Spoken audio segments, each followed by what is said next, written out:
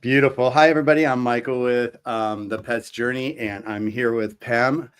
How do you say your last name to make sure I say it right? Roussell. Roussell, with Roussell, Perfectly Holistic. And I had a wonderful conversation with Pam not too long ago and about her approach and how she became part of this journey with pets and all that. And so I would always like to take the first few minutes and have my guests introduce themselves and say hi to our audience. And let's start there. So give me a little background about yourself and where you start. We won't go into full detail because I'll go deeper with you, but let's Yeah. just give a brief synopsis of who you are, why you're doing what you do. Well, you could just say it all had to do with a cat. I am a dedicated cat mom. I love kitties. They are my passion. I've been around cats since I was literally born. They have a picture of me in a stocking because I was born in December, right before Christmas. And there's a kitty cat spread out on the floor right next to me. So I've had cats in my life. You could say I was imprinted early. And many years ago, I was forced to look outside of my conventional box of healing, just conventional medicine because I had an injury that wouldn't heal. And it led me on a journey to explore alternative healing options. And that that ended up working when all the others did not work. And so that kind of put me on a path to explore holistic health and learning what holistic health really means and why we need to be using it because oh my gosh, the results are incredible. And it's holistic means whole, so we deal with the whole body, we deal with the mind, the body, the spirit. And guess what? The coolest thing is you can do all of that with your cats and your dogs. But it works like that on pets too. And so I found a bridge to combine my passions of cats with holistic health, and I started just educating because I want to empower cat parents. They don't have to be stuck on this journey that's, this never-ending Ferris wheel they can't get off of, healing problems or whatever ailments they're dealing with their pets. And so they need to be empowered. And that is what I kind of dedicate my platform to, is just education and introducing ways to heal our pets from an alternative perspective. Well, one of the things that really attracted me to you when we first started talking, because I deal with so many different pet people around the United States and throughout Europe as well. And you're like one of the first people that I've actually found that actually is like so, committed to the feline species. Where most people are like dog, they're in the dog direction. And so it's like when I found you, I was like, oh my God, I love what you're doing.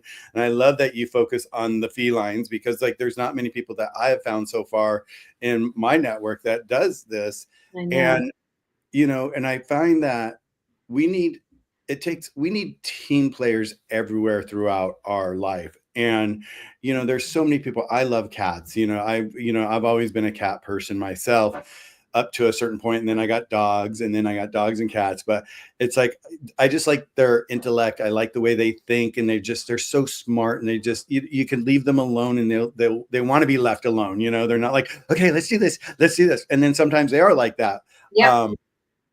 So I really, really appreciate it. So where do you find like once you found something that something wasn't working for you, Hmm. and then you went to the holistic side to see what you could do for yourself, and that seems to be a part of like everybody's journey is like, how did we get here? What wasn't working for you, or what pivoted you into this thing? Because we talked about Katie. Katie is like, she did the same thing with her dog, where all of a sudden something wasn't working, then it was her husband, and all this kind of like brought her down to where she is today. And it's just like same thing with you, is Yeah. that like you found this need for yourself that you felt that can be appreciated in the cat community. And I love that. So when you first started out, did you ever think you'd be where you are today? Oh no, it wasn't even a concept in my mind. Like I'm talking probably 2004, 2005 when I had that whole health crisis. I'll call it health crisis because it was. I was facing surgery and I didn't want to have surgery. That's a crisis for a needle phobic, hospital phobic, doctor phobic person. So, Right. that was a little motivation. I've got to figure this out because this is not going to go down that path anymore. Um, so no, I was in a whole nother industry. I was in the fitness industry for probably 35 years, Wow. doing personal training for a while, and then I moved into sales and marketing and things like that. But I was a group exercise instructor since I was 16 years old. So I've been in the health world, but more in the fitness side of it. So that's what I was doing, and I loved it until I realized what I was here for. You know what I mean? When you figure out what your real purpose of being here on this earth is for, I it's like love that. it just lights a fire in your soul, and Yeah. you can't get that out of your mind. And so life just kind of put me on that path, preparing me all those years ago for what I was going to learn, that put me into a position where I realized I needed to create a business out of this. And 3 years ago, I took it full time. So I've done it for, this will be my 10th year in business, but I worked my ass off for 7 years working a full time job. So Yeah. that's what we do. When you have a passion, it's a burning desire inside of you, and long term that's what you're meant to do. You just keep going, you just do. Well, and that's kind of like when you said like 2005, you said around 2005, Yeah, 2000. 2004, 2005 is something like that. And that's kind of like where I started my journey with what we do here at Healthy Paws, is that I did an event and I started listening to pet owners, and they're just like, they wanted something different than Western medicine. And Yeah, I looked and I could not find it there. But that's what sparked that, like you said, that burning desire within me to say, I've got to find this. There's got to be something out there. There's got to be something better for pets. yeah, So I made it my mission, and it took me up to 2019 to find Dr. Kyle and what he was doing. And that was like the magical moment that was like, aha, we found it after looking at so many different things. yeah, And when I was introduced to you and I found out, that you're with the cats, I was like, oh my God, I love this. Because I really, like I said, I haven't found people that are really around cats. They're around, they're around pets, if anything, but they're mostly around dogs.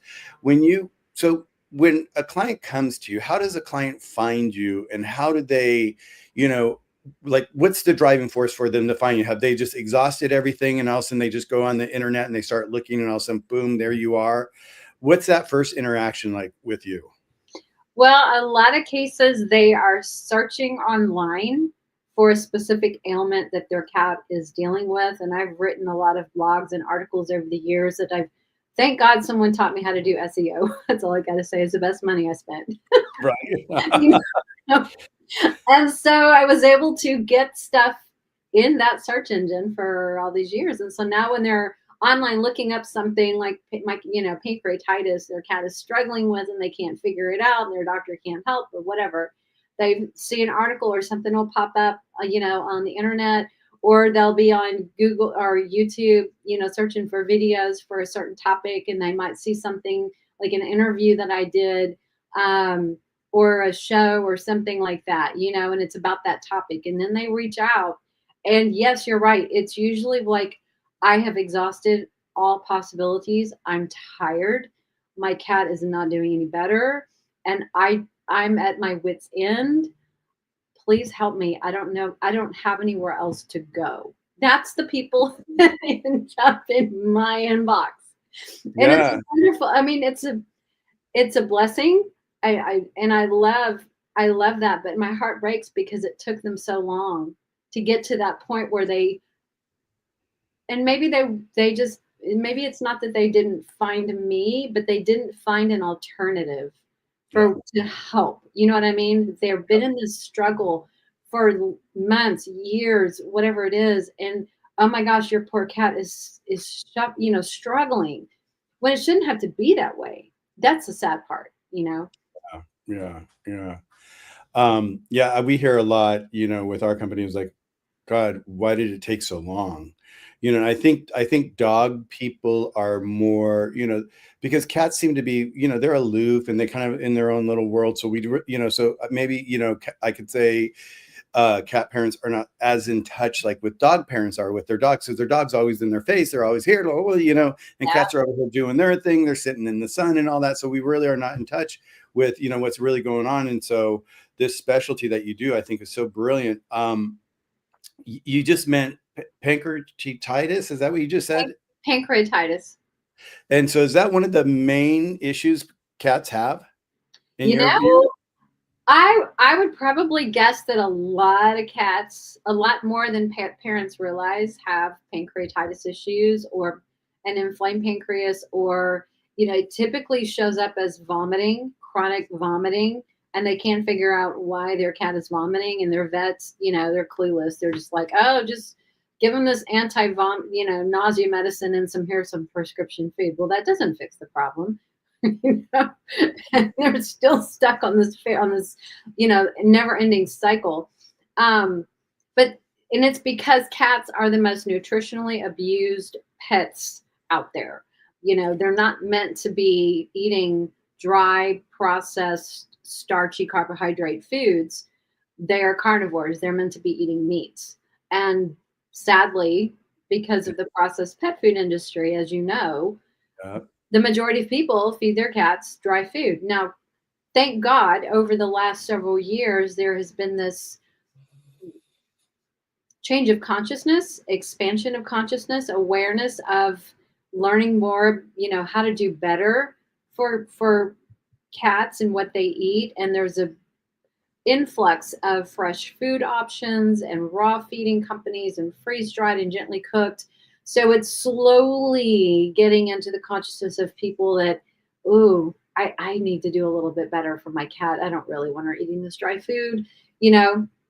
And so that's a start. It's definitely a start. The number of cats who are exclusively eating dry food has dropped over the years, but it's still way too high. You know what I mean?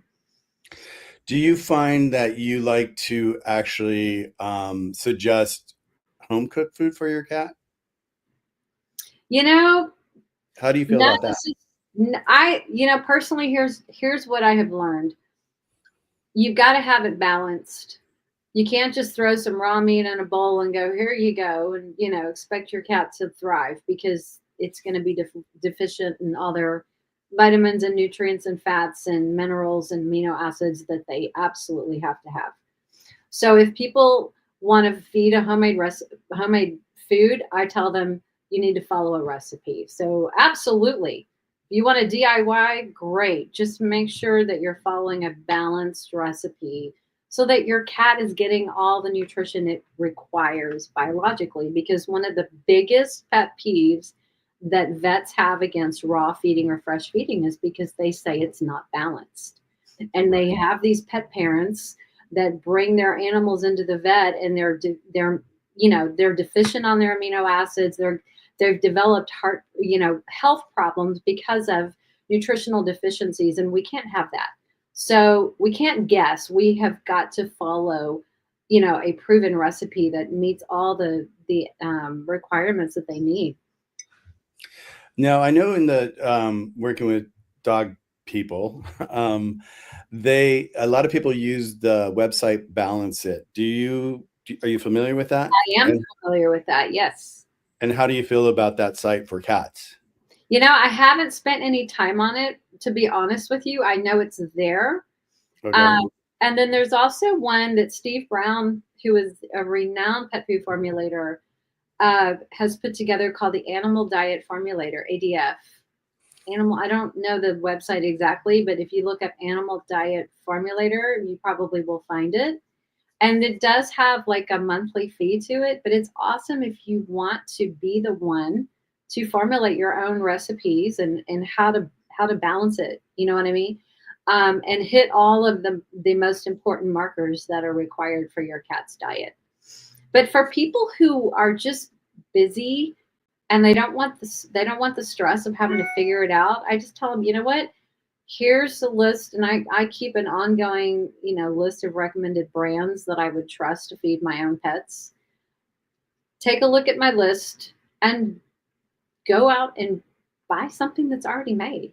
You know what That's I our, mean? is Or get like a premix where you can, it's like the mixture of all the amino acids and it could be food based, but you just add that to your fresh meat from the grocery store that you buy for yourself, and you add water or goat's milk. You could put other yummy stuff in it like egg yolks and mushrooms and whatever it is you want to put in it.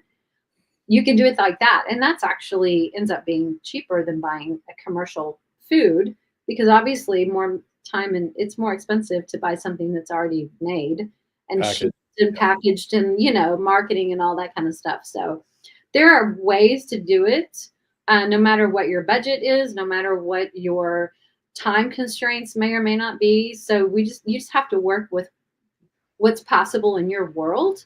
You can make it work, even if you, like I tell people, do the best you can with the resources that you have.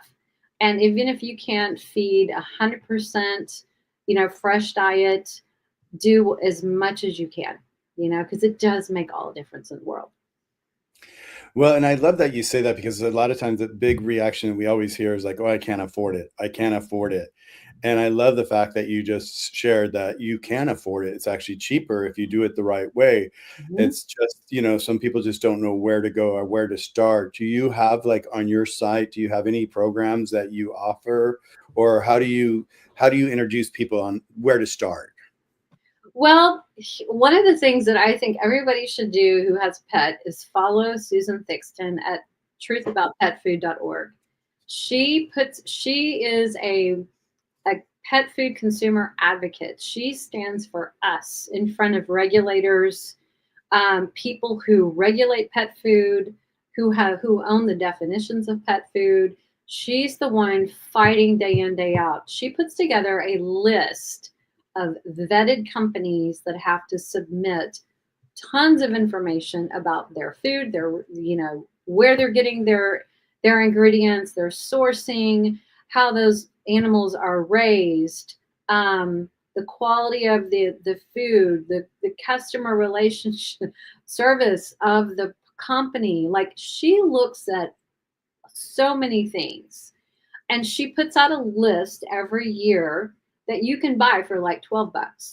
And it's a very comprehensive list of different categories like raw food, fresh food, freeze dried food, gently cooked food, canned food. Um, and it goes by categories, dog and cat. And you can start there. That's a great place to start, to at least know that someone has done some homework on these companies. Um, they care about nutrition. They care about providing guaranteed analysis, which tells you what's in the food, not to the degree of each quantity of ingredient, but it breaks it down to say, yes, it meets, this many grams for nutritionally for this pet's needs or whatever it is. She's done a lot of that work for you, which is awesome. And I don't have time to do that. I mean, she dedicates her world to do this, that, and, fight for pet food regulation and transparency and things like that. So that's a great place to start, truthaboutpetfood.com. And then if Well, you go into, sorry, go ahead. If well, you go to like a oh, local pet store, like your independent pet stores, not your big box chains, but find a local pet store, because those independents, we call them indies, those are the ones who are vetting the smaller mom and pop type companies who are trying to do better for their pets, who've made a brand of food or treats or whatever, and they care about sourcing, they care about how those animals are treated and slaughtered and things like that, they care about the quality of ingredients. Those are the stores you want to go into and support. yeah, Amanda, who is one of my mods, she actually put up the website for us. So we do have it. Yeah, Awesome. I Check them out. and and once again, she sounds very much like Ryan. Hmm. You know, Ryan was the scientist that did all the formulation and things like that. But yeah, Susan is the one fighting against the FDA and AFCO, who are the regulators, who says what you can and can't have in pet food. And, it's really, it regulates the feed industry. And it's important for people to understand that there's a difference between pet food and pet feed. And most of the food, I say that in quotes for those of you listening, most of the pet food on the market is feed grade. That means it's not passed. It's not inspected and passed by the USDA so that ingredients in it would be what you would eat. This is like the recycled garbage from the human food industry. It's the waste. It's the dead, dying, diseased, and disabled animals that end up in slaughterhouses and rendering places that go into pet food. It is absolutely despicable. It's gross. The things that end up in pet food that should not be in pet food would make your head spin. And so that's why there's a difference between feed and food. But AFCO regulates the pet feed industry. And right now, all of pet food falls under feed. So, go figure it out. It's crazy. It needs to be two different, like in a perfect world, what I think they should do is have a pet food industry and a pet feed industry. So if you want to create a food that really is feed grade, go for it. Go If for you it. want Yep. to create a food that is fresh, that is made with ingredients that you and I would go buy in the grocery store and eat ourselves, that's not, that has been inspected by the USDA and passed, that's the kind of food I want to feed my pets. You know what I mean? Because I don't want them getting all the other garbage that could be in that other food. So there needs to be two different categories, two different standards, if you will, in my opinion. No, and I agree, but I would think like the pet food companies or like feed companies don't want to have that separation because they want to be inclusive of like, oh, we do food. When they fall into the category of actual feed, they Right. call it food still. Yeah, I totally get. Yeah, I mean, and what you're, it's so fun. It's so interesting listening to you because like when you're speaking and the way you're speaking, it sounds so much like Ryan when I would talk to Ryan and have him on my show, Yeah. and the stuff that I would learn, like what you were Yeah. talking about, how it's made. It's just like it was shocking to me. Yeah. It's If anyone really wants to dive into this, go watch the movie Pet Fooled. You can probably get it on Hulu, Amazon, whatever your favorite video movie platform is, but Pet Fooled. And I'm just going to leave it there. You go watch that and it will open your eyes. It will totally, um, Change. Yeah. it will change the way you look at pet food forever. I Well, promise. since I met Ryan, my whole understanding of pet food is completely different. It's like the whole like, oh, you're feeding kibble. It might as well be Captain Crunch, right? Right. Right. You're, Yeah. what nutrition are you getting from Captain Crunch every single day for your kids and for your pets? It's like there's none, there's zero. Yeah. Like when you really look at it, you're just like going, oh my God. Someone's asking, was that pet? It's Yeah. fooled, right? F It's O O L E D. I'll write it in here for you. Pet Fooled. Okay, It's a documentary. Yeah. beautiful. Yeah, go check it out. Oh my gosh. When I saw that movie, I my world was just like, "Oh my God, you've got to be kidding me." I had no idea. And something you said earlier about thinking it was too expensive to feed better food. The reality is, and this might be shocking for some people, it's actually cheaper by the ounce to feed raw food or fresh diet than it is to buy canned food because the cost of cans has gone up exponentially over the last several years. So even your cheaper cans at the grocery store are costing more. So if you were to just give it a shot, give it a try and see if you can do a fresh food, frozen, raw food type of option, even if it's just 50% of the time, it ends up being less money than you think. And sadly, that's I used to think it was going to cost me more than I can afford when I was feeding all my cats dry and wet food years ago. And that was one of the reasons I dragged my feet in changing. But after my third cat died of kidney disease, I had to learn the hard way. And I'm like, okay, no more dry food. I literally came home from the vet from having to put my cat down and threw the rest of the bag of kibble in the trash. And I said, we're not doing this anymore because it just deprives them of the moisture that they need for their bodies and their kidney health long term. And people don't really understand that. They just think it's convenient. And I did everything wrong. So I don't judge anybody from, we live, we learn, hopefully we do better. And that's one of the things that I really, really try to share with people is that, you have to forgive yourself because you didn't know better at one time. But once you know, let's try to do better, because our pets are the ones that pay the price.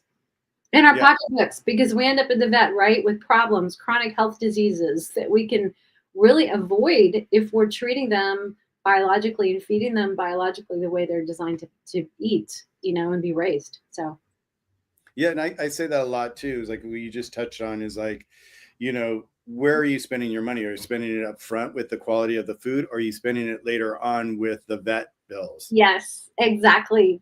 Exactly. And Like pay now or pay later. yeah, exactly. Pay now or pay later. It's like, and I think you just touched on something that's so important too. Is like once you know, and you don't want to go back. Yeah, It's just you can't it's go just back.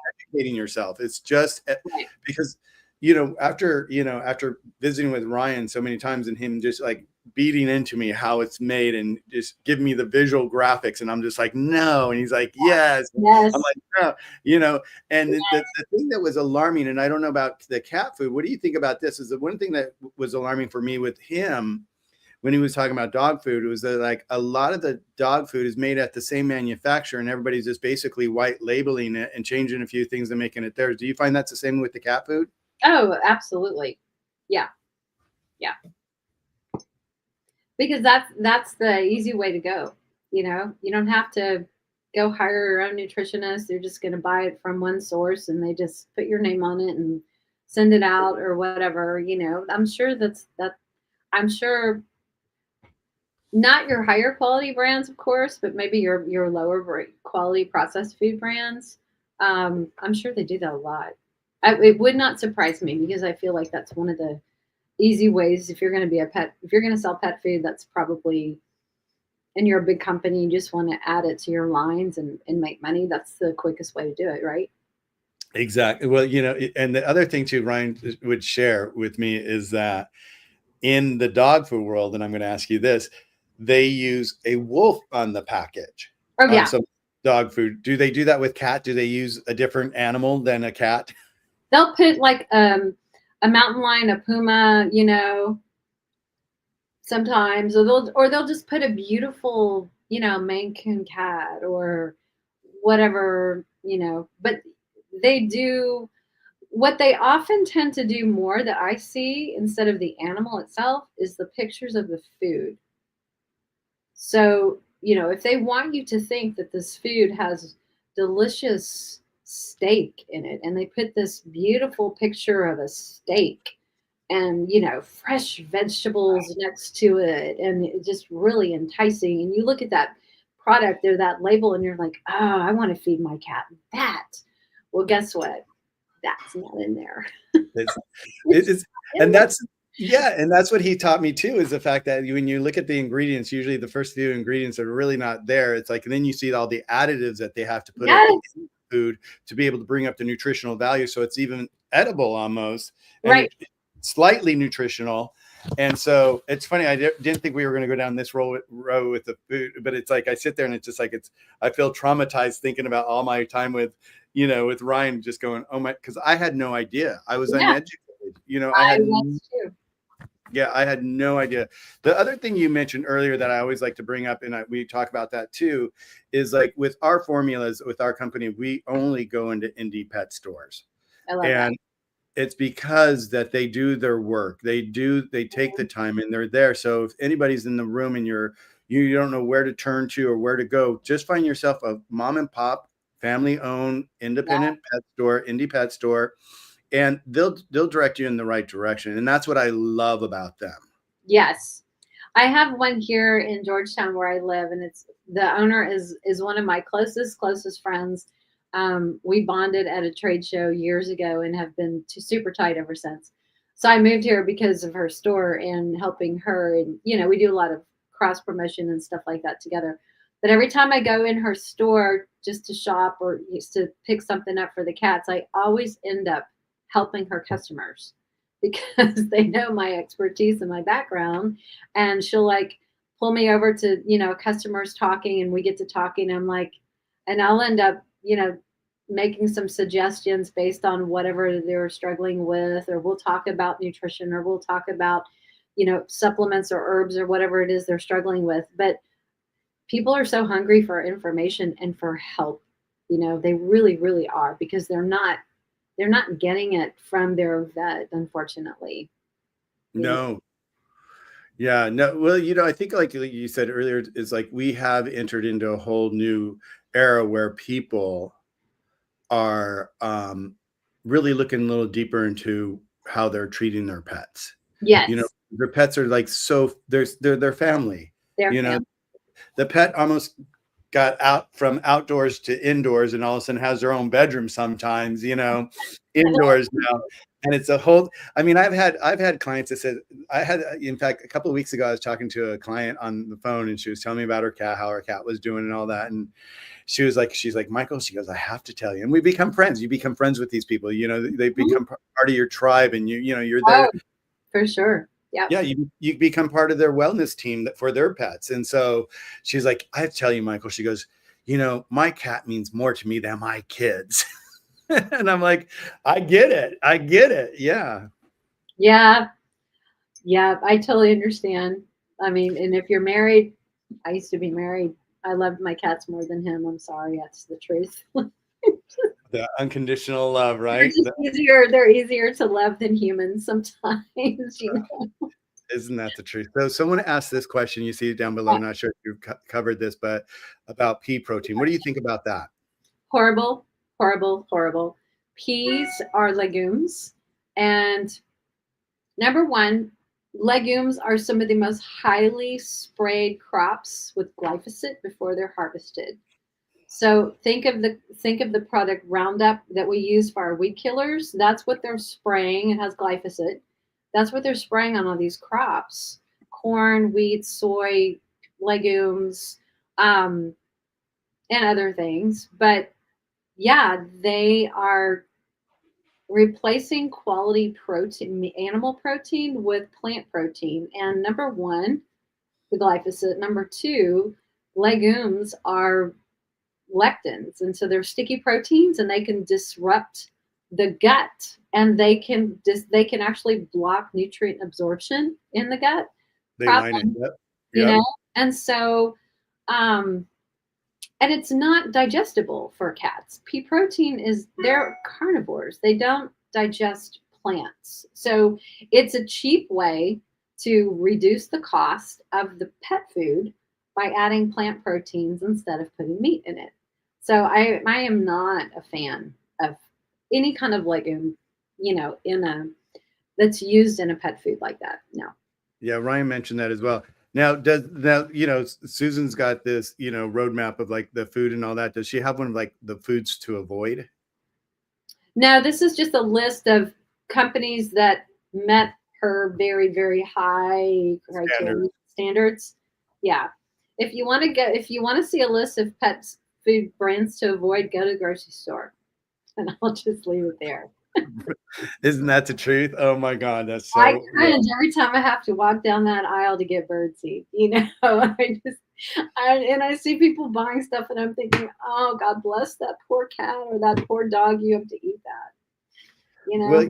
yeah, and once again, it's not the pet owner's fault. It's just that they just No. don't know. We They don't don't know. know. They don't know. We're not, And they see all the beautiful brand, that marketing and the advertising on TV that tugs at their heartstrings, and the price point, you know, and convenience, because I'm here shopping. I can just shop for them too. And so it's that we have to overcome just the lack of knowledge. You know what I mean? And I think if you broke it down to the average customer that is buying their food at a grocery store, and you showed them what's in that versus what their pet really, really would thrive on, they would obviously choose the better food. You know what I mean? They're not right, stupid.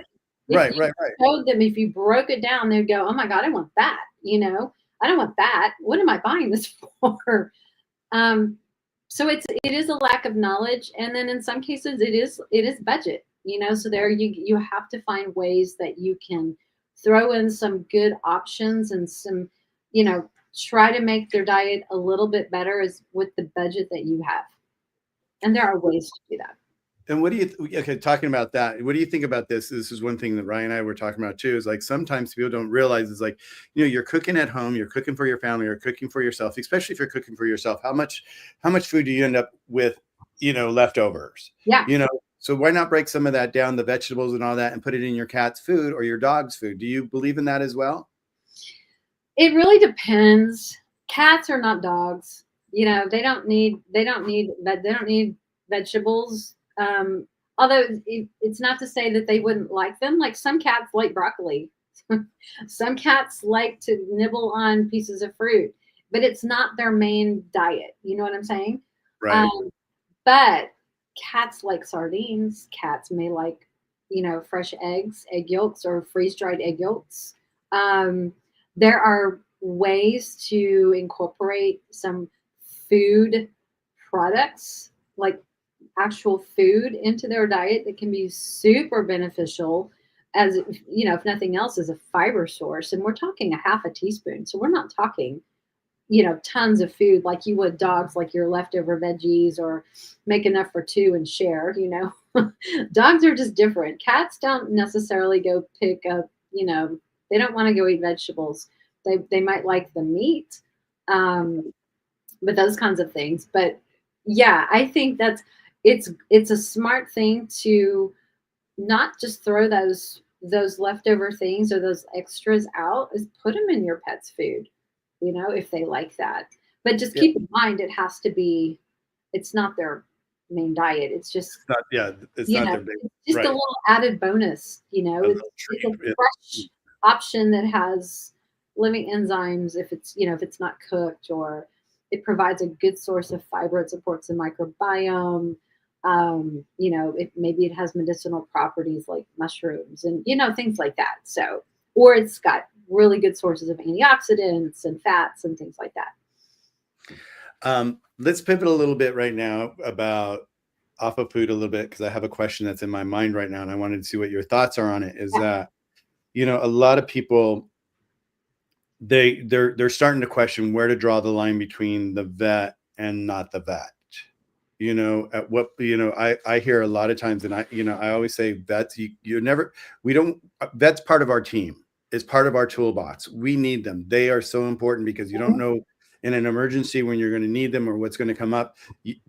Don't disregard your vet. Your vet is an important key to your pet's wellness.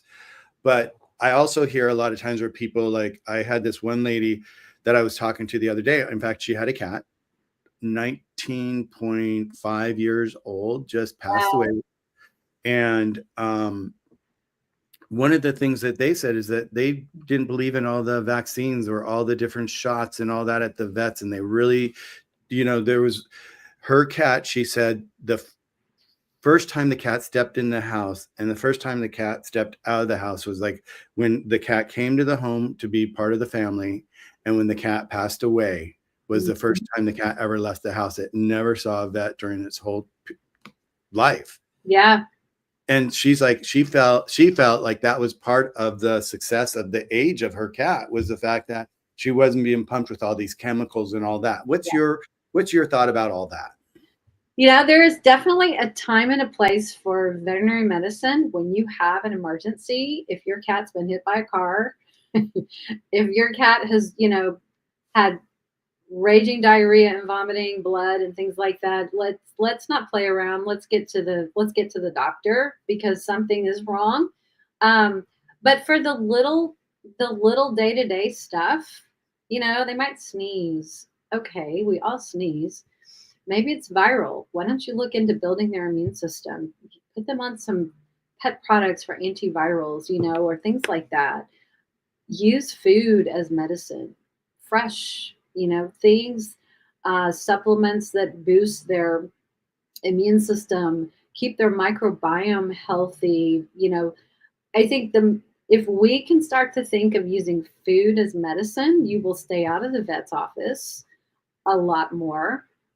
If you feed them a species appropriate diet, you will stay out of the vet's office a whole lot more, because they won't have the GI issues and the vomiting and things like that. that come from eating foods that's inappropriate, and it creates inflammation over long periods of time.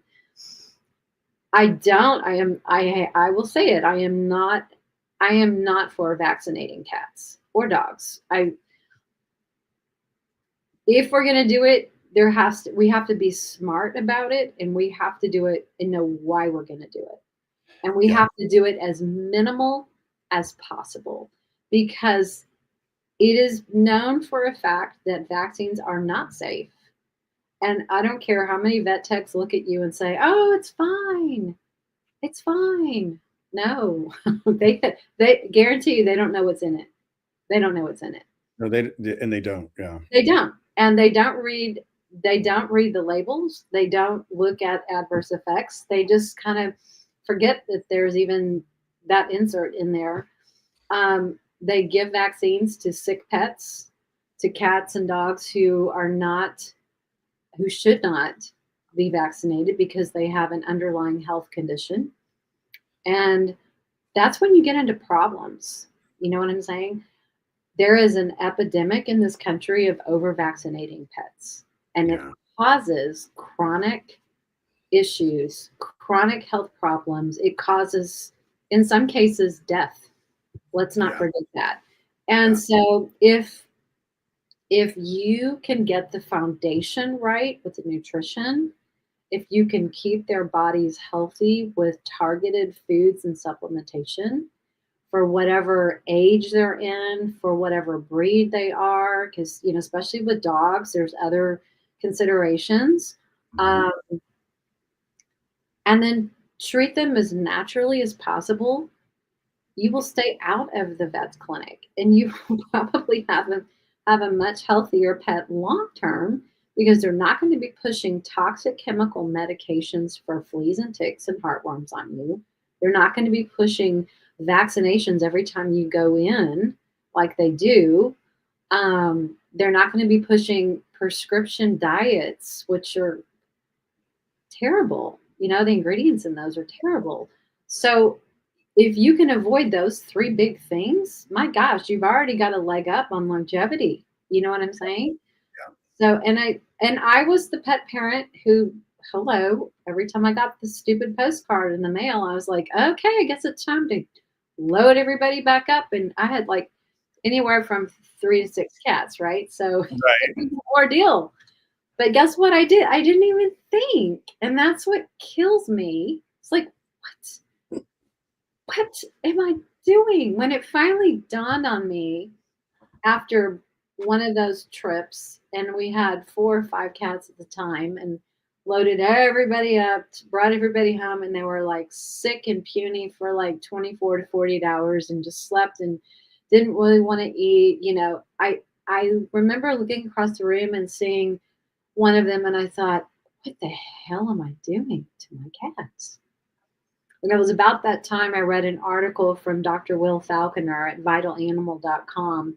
He wrote an article in this for a health newsletter, and he talked about over vaccination and why are we doing this to our pets? And the whole premise that a vaccine can provide immunity for life. Why are we dragging our pets into these offices every year and over, and then seeing problem after problem and not connecting the dots? We're weakening their immune system, which shares the same real estate as the gut and the digestive system. So if we are weakening one, it's going to affect the other. And then we wonder why pets have chronic itching and allergies and digestive issues and skin and all this stuff. And we're like, we're not connecting the dots. Like there's so many factors we do have control over, like food, what we put on our pets, what we put in our pets, the type of, even non-toxic anti-parasitics, like non-toxic flea meds and things like that. We don't have to burden their bodies with toxins their whole lives, Right. Yeah. and people don't think about that. And in their defense, I didn't either for so many years. I never heard of a cleanse until probably about after my wake up call and learning about, oh my gosh, what else do I need to know about? I've learned about Chinese medicine. What else do I need? And I started diving into cleansing and detoxification of the body and the gut and the colon, and doing, parasite cleanses and heavy metal cleanses and digestive, all these other things. And I'm, wow, I never knew this was a thing. And it was exciting because you feel better, you just have more energy, and it's amazing. We don't even think about doing that for our pets, and they're smaller, and their toxic burden can It's less. it becomes overwhelming, right? Because they're just a fraction of our size, Yep. and they're close to the ground, and so they get everything on their paws, and they're constantly licking and ingesting everything. Some go outside, and so they're in contact with glyphosate and pesticides and stuff that's being sprayed, and we don't think about supporting their livers and doing regular detoxification for chemicals, and you know what I'm saying? We just don't think about that. But if we did those things, my gosh, we would just we would help our pets live longer because we're supporting those organs and those pathways that remove all these bad things from their body Yeah. that don't need to be there. They're just weakening everything, and it degrades over time. If you our bodies can only go on so long before they shut down because they just can't. You know what I mean? um Pets are the same. Yeah, you mentioned I wanted to backtrack real quick because you mentioned something is like, like you said, you get that little card in the mail about vaccines, right? You're like, and you pile up your car with all your cats, like, okay, kids, here we go, time for the booster. Yeah, Woohoo. And then all of a sudden, a lot of times pet parents, and it once again, not to their fault, it's like they just don't know. It's like I've heard so many times where people will rescue a pet, take them to the vet, they get all their shots, they bring them home, they get on that thing. Well, they don't even know how many shots they've already had. right, right, You know, exactly. so there's got to be, a pet parent, if you're going to be responsible, it's just kind of like your baby book for your kid. You almost want to have a baby book for your pet so that Yeah, you can track your vaccinations to make sure they are spaced. If you are going to do vaccinations, they are spaced properly in between. And it's not that, a lot of times that little card that you get in the mail is like, oh, time to make money off of you, and I hate to say that, but no, it's a business. We have to remember, just like our doctors, it's a business, I it is a see. business. And Yes, so they're, yes. I'm glad you said that because that is a big portion of their annual revenues that they budget on is dedicated to revaccination and flea and tick medications. yeah, yeah. That's the truth. I want to back up for a second because, like, when we were talking about when I said, "Oh, leftovers and all that," Hmm. um, Amanda shared this. She goes, "When you say leftovers, we have to be careful not to use seasoned leftovers, right?" Yes, definitely. Yeah. And when I say leftovers, we don't really season our food. We just eat everything as natural as possible. So my mind Mhm. automatically goes there. But I'm glad you brought this up, Amanda. And someone else, right after said, also like garlic and onions are not healthy for pets as well. They're, sometimes really hard on the pet. Um, so I'm glad you brought that up, Amanda. Thank you for bringing that up to our attention. I really appreciate that. And then I just saw another message here. Let's just show this one real quick. I got in an argument with my vet, refused to feed my cat, 14 years old, the cat hydration protein diet. After he drew labs, my cat was healthier than 5-year-olds. He apologized. What's your thought about this kind of practice? It makes me think that they don't really care about the health and well-being of the cat. They're more interested in selling product. Yeah. And I'll tell you, I have looked at I'll say it, Royal Canin hydrolyzed protein line for cats. I have deep dived on that ingredient list. There is zero animal protein in it. And that is not species appropriate for any cat. I'm sorry. Well, I love that we're talking. You brought this up because it's like you're so much in line with everything Ryan was saying. Has taught me over the years is like I'm just like going, oh my god, it's like, and it just shows you that. I mean, we just met this last month, this month, Yeah, a you couple know, weeks ago. right? And so for you to be on the same page as Ryan is, as the people that are really like diving into this, it's like it shows that there's a common thing that pet food is doing out there, that vets are doing out there, the way they make the food. There's just like this common thing that they've been getting away with for so long, you know, Yes. and I'm hoping that that's going to change in the future. But it's only going to change because there's people like you out there being able to provide this education to us. Well, I agree with you, and I think it's up to us as pet parents to educate ourselves. And don't take my word for things. Go do your own research. You Yeah. know, don't just don't just listen to someone and say, "Oh, okay, I learned that." Go verify it. Go do some digging. Go read several different articles about that specific topic from different integrative holistic vets, people, leaders in the industry, and compare it to what they're saying, you know. And then what I tell people all the time is trust your heart. What does your intuition say? You can hear all of these grand, you know, opinions and scientific studies and this, that, whatever. But at the end of the day, it comes down to what resonates with you. You know, I don't let myself get influenced by what the latest trend is in the pet space or food or recipe or, you know, whatever, or anything in life. I tend to sit back and just kind of look at everything. I watch and I'm one of those observers. I'm not a, what do you call, like, first adapters or Right. adopt, Uh-huh. you Right. know what I'm talking about? Personality. Yep. Uh-huh. I'm not that. I sit back and I watch and I see, okay, let's just see how this plays out a little bit.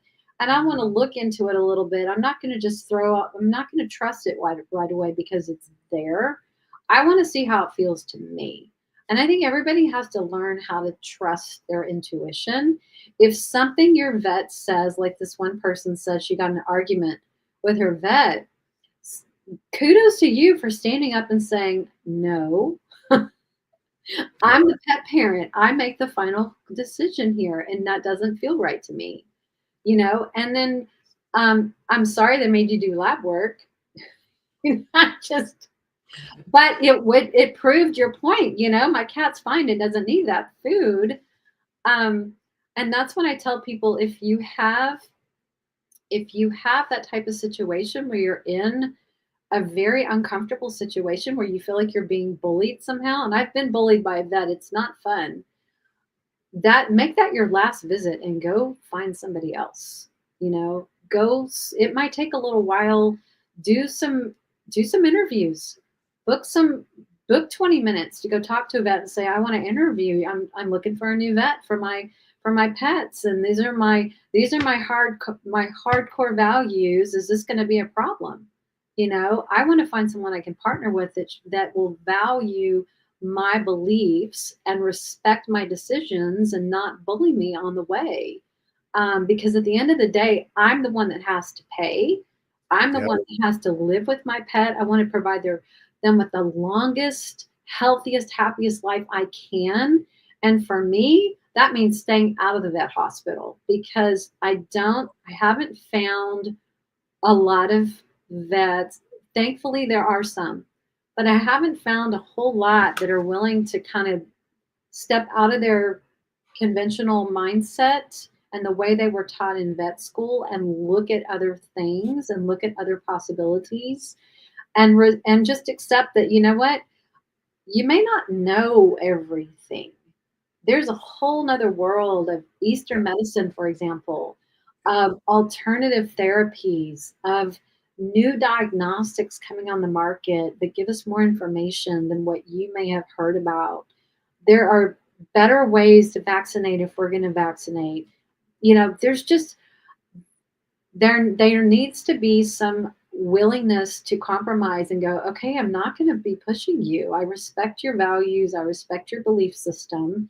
I just want to get my cat healthy because he's got whatever condition. And then can we go from there? You know what I mean? Instead of just feeling like you're just pushed against a wall and forced to make decisions you just don't feel right with. So learn how to trust what's inside you. It is there for a reason. We have to learn to get back to that and not be influenced by what we're seeing in front of us and what we're hearing. Well, you know, you what you touched on is like it's really a touch, a point of my frustration sometimes is like, we know that it was Mars that just bought out VCA, and I Mhm. visit with some of the vets that have worked for VCA and then also transitioned over with the Mars team, and they just said that they came in and they demanded more billing. They demanded, and it's a business. They got into it because it's a business. Business.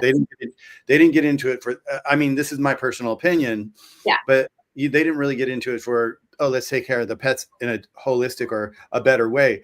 I mean, how many times have our clients gone to the vet and said, oh, I found this company that's holistic, it's all natural, it's Chinese Eastern medicine, and the first thing they say is like, we can't talk about it because we didn't go to school about it. And I Mhm. get that, I respect that. I Mhm. do respect even more when they say, but if you know them, talk to them, find out about it, learn about it, but a lot of them say, well, we just can't talk about it. And it's like, sometimes I just feel like they kind of like, they're forcing the hand back to the pet parent and say, no, you need to stay with us and do Western medicine, versus like, look at the alternatives that are really out there that will benefit you and your pet. Mhm. Yeah. Because some of these vets that are in these big companies, like, the VCAs that Mars took over and all that, they're bound by their corporation, and they can't do much but just what they're dictated to do. So, when I tell people to look for a vet these days, I'm like, look, they're starting to pop up all over the place. Look for an independent, holistic pet vet, Mhm. because they do both. They'll even practice both Western and Eastern medicine, and they'll look at what's right for your pet for that situation, rather than just say, oh, here's a food and it's supposed to be great, so we give it to all our pet parents, you take it too. It may not be right. Like you said, where's the meat protein in that one food? It's Yeah. not there. Yep. No, that's a good point. Just remember that any corporation has shareholders, and that's where their allegiance is to first and foremost. It's not to the clients. It's not to the customers. It's just shareholders, because they're there to make a profit. And I do feel like the vets that got into the business did so because they have a love and a passion for helping pets. But then Yeah, I think that they get sucked in along the way, and then they get kind of probably trapped in a bad system, a lot of times, and it's hard to get out of it because they have vet school bills, and you know what I'm saying? It's just you just become obligated to your situation, your financial situation, you're running your overhead of your clinic, your hospital, or whatever, and you kind of get stuck in it. they Um, fall into the machine. Yeah. yeah, you like fall into the machine, and um, it takes a special person to be able to walk away from that and says, no, I want to do something different. I want to go learn about Eastern medicine. I want to go learn chiropractic. I want to go learn herbal medicine. I wanted to go do these alternative therapies that are helping cure these conditions that I'm seeing pets for, because the model I'm in isn't working. But if your cat or dog gets hit by a car and breaks a leg, you want a surgeon. Yeah, You're gonna need exactly. that Right. surgeon. And Yep. that's what they're good at. So we need that for emergency medicine. Absolutely. If your cat has been hiding under the bed and hiding its sickness, because you know how they are really good at hiding their symptoms. Yep. It's a preservation mode, right? Sometimes they can be really sick until we don't realize it until it's really bad. You need that emergency clinic.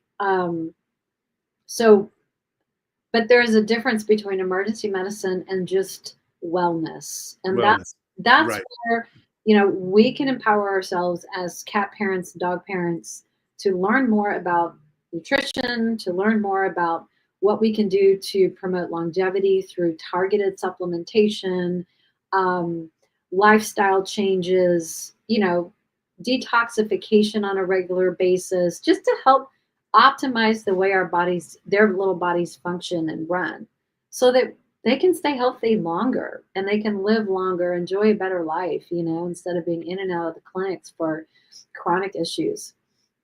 Oh my God, that sounds like me with my doctors. I'm like in and out, in and out. I'm like, what am I doing here? I look at my doctors. Why am I here again? Right. But yeah, no, I get that. Someone wanted to bring this up. Let me see here. Let's see. Oh, this I wanted to see what your thought is on this. I believe it's the food that's causing my cats to have thyroid issues at the age of 5. What do you think about that? common. Thyroid issues have also been tied to over vaccination, looking to vaccines, so detoxing vaccines.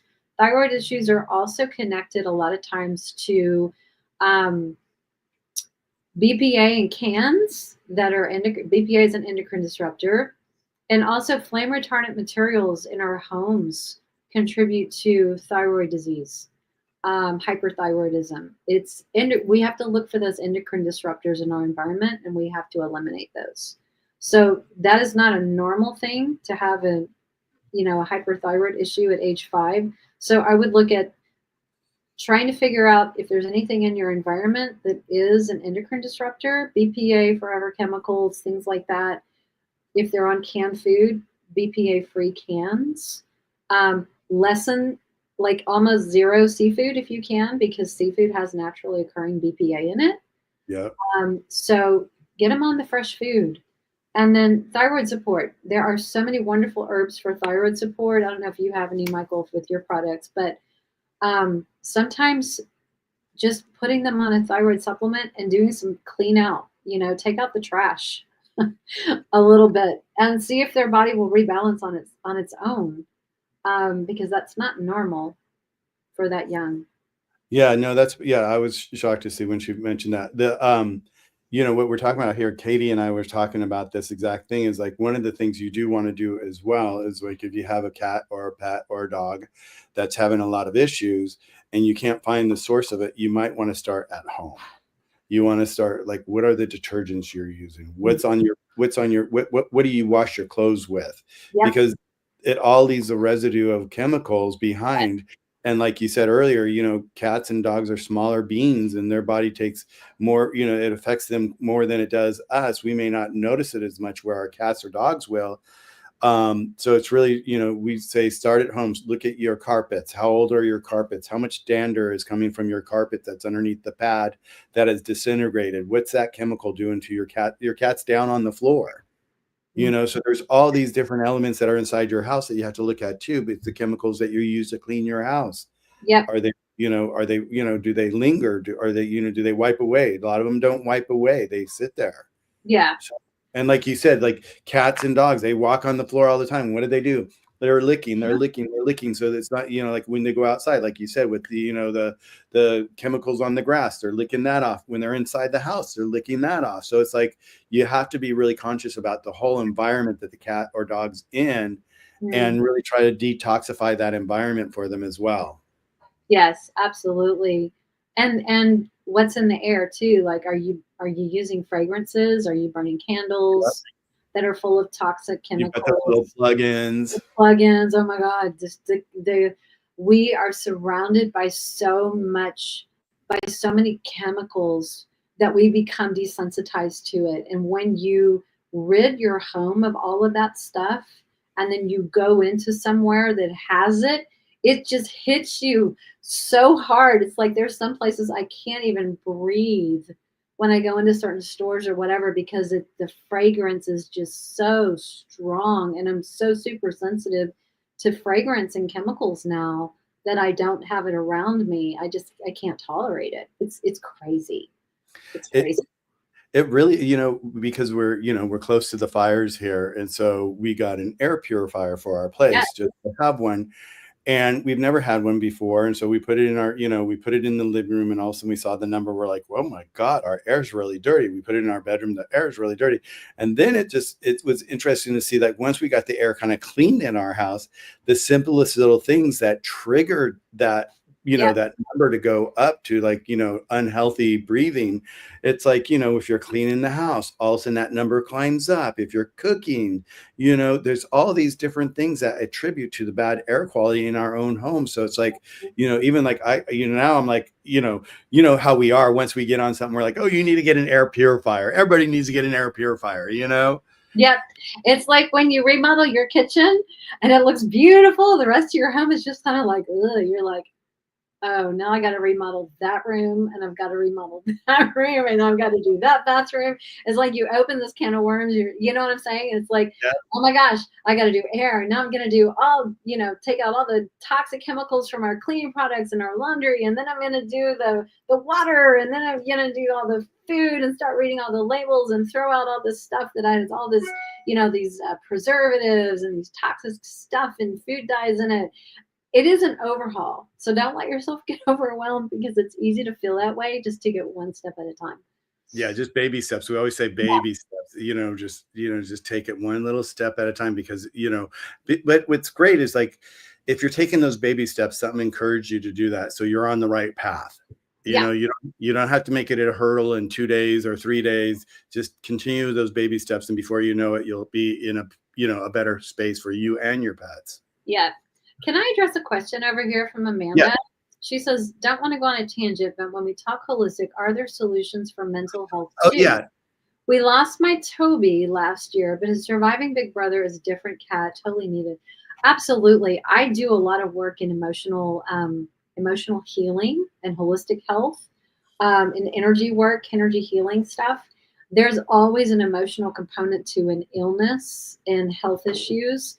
Um, your cat is probably suffering from grief, and energy healing work can clear that out. But there's also wonderful things like flower essences. Star of Bethlehem comes to mind. And then the homeopathic remedy Ignatia is wonderful for grief as well. So those kinds of things. And then color. I don't think people really understand how powerful color can be to as a therapy. So colors like yellow for depression, for pets who are super sad, who are just, grumpy and irritated, yellow and orange. I mean, think about those colors. They're bright, they're cheerful. It's the energetic frequencies that they give off. It's not that the pets have to see the color, it's the frequency behind it. Yeah. So try those things, and see see how he does. And then if you need to do a little deeper work, energy healing work is always a great option. And cats respond so well to energy work. Yeah, well, they're the ball of energy themselves. That's what's so beautiful about They're cats. little energy sponges for sure. Definitely. So yeah, and we see that. I had on Clubhouse, we had a room called Grief is Love, and I bring in a grief counselor for the pets, and she talked about energy all the time and just the power of bringing in the positive energy into their life and all that. Because just like us, when we lose somebody, it's a loss. We have to grieve it, and they have to grieve it too. And if they don't have the tools to grieve it, they're running around going, They're stuck. They're stuck. Yeah, exactly. Just like we get stuck, Yeah. they get stuck. Yeah, They're exactly. sentient beings. They're just in fur. They're just in fur. They're just, just little fur balls. I love them. Mhm. What do you think about this one here? My mom used to mention that cat food was made from discarded meats. We talked about that from human production because she was so impressed by the resourcefulness. Oh, that is such. What do you think about that? Well, that's how the whole pet food industry came to be. They wanted to know, what are we going to do with all this the waste from the human industry, the human food industry. And so, somebody had this brilliant idea that they could make money if they could get all this discarded stuff and go put it through a rendering facility and make it into pet food and let me clarify, pet feed. And they would feed it to livestock and to cows and pigs and chickens, and then it went to dogs and cats. So And it introduced itself to our domestic pets. yeah, exactly. And Brian kind of walked me through that whole process, and to hear that process just shook my world, because it was and I'll share this because it's like, it's one, we unless we hear it, we don't know it. What he said is, what they do is they go out to these different farms and they buy up the animals that the human consumption they don't take. So they buy up the leftover animals, they bring them in, they drop them into one of those big containers that you see, the shipping containers. They leave them in there for many days as they fill up the container. And then when they get ready to use those animals, they actually take them out. And a lot of them now have bacteria, disease. They're just decaying. It's disgusting. And what he says they do is they take the animal carcass, they dip it in a chemical, and then they strip out all the disease and all the decay and all the bacteria that's been growing on it, and then process that food. But what happens is that chemical is carcinogenic. Mm-hmm. Mm-hmm. And that gets brought along into the food chain, into the feed that then becomes our food for our domestic pets. Yep. It's gross. Yeah. And when you visualize that, it's just like, it's such a horrific visual. I was just like, Ryan, he's like, it's true, Michael. Yeah. You mute. There you go. This has been so much fun. I hate to cut it short, but I have another recording in like 3 minutes. Well, go, Pam. Thank you so much, everybody. Her information is down below. If you have any questions, reach out. We're always here. We're, we love our pets. We love your pets, and we just want the best for everyone. So with that, Pamela, thank you so much for being here today. It's been such a pleasure. You're so welcome. And we'll circle back. We'll do this again, and we'll bring more lively information to our pet parents. Fantastic. Thank you so much. It was so nice to have you all watching. Thank you so much for being here.